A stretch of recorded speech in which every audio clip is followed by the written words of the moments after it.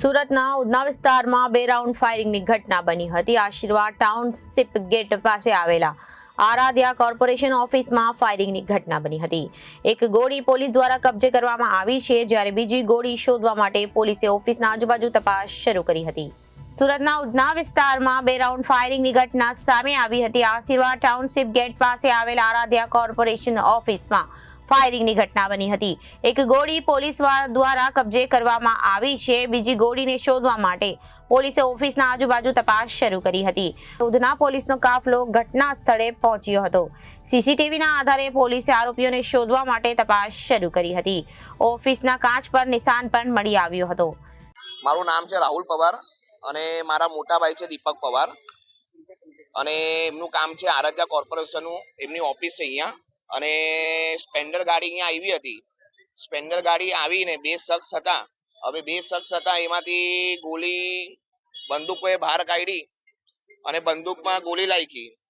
એક બેન છે લેડીઝ છે, એ જોઈ ગયા અને ફાયરિંગ કર્યું। બહાર નીકળ્યા પછી લેડીઝ અમને કીધું કે ભાઈ આવી રીતે કોઈ આવેલું હતું અને બંદૂક કાઢીને સામે ગોળી મારી। ગોળી ઝાડ પર વાગી છે, ઝાડ પરથી વાગીને અંદર દરવાજા કાચ મારી ક્રોસ અને અંદર ગોળી ગઈ છે।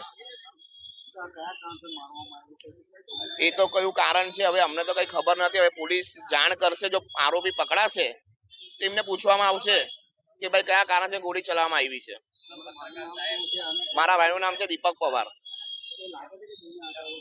જૂની અદાવત તો હવે ખબર નથી પડતી, પણ હવે ખબર નથી, પોલીસ વાળા પકડે તો ખબર પડે કે ભાઈ કઈ અદાવત છે કઈ નથી અદાવત। ઉધના વિસ્તારમાં વેલકમ પાન સેન્ટરથી પીસ પોઈન્ટ બાજુ જઈએ ત્યારે વચ્ચે આરાધ્યા ફાઇનાન્સ કરીને એક ફાઇનાન્સની જે કંપની છે, શોપ છે, એમાં એક ફાયરિંગની ઘટના બની છે।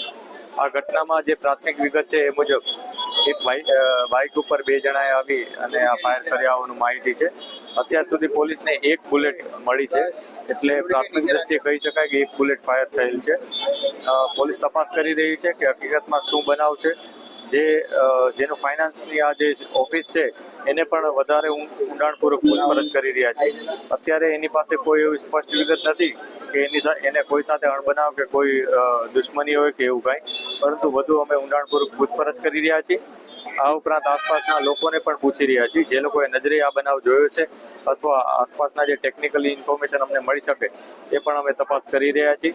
આ સાથે સાથે સમગ્ર શહેરમાં અમે નાકાબંધી અને વ્હીકલ ચેકિંગ ઓલરેડી અમારું ચાલુ જ હતું, તો એને વધુ એલર્ટ કરી દીધા છે અને લોકોને ઇન્ફોર્મેશન પણ અમે પોલીસને આપી દીધી છે કે કયા પ્રકારના લોકો અહીંયા આવ્યા હતા અને તમામ વિગતો પર અમે તપાસ કરી અને જલ્દીમાં જલ્દી આરોપી પકડાય એ પ્રકારના પ્રયાસો અત્યારે ચાલુ છે। Reporter Arvind Rathod, Janadesh news, Surat.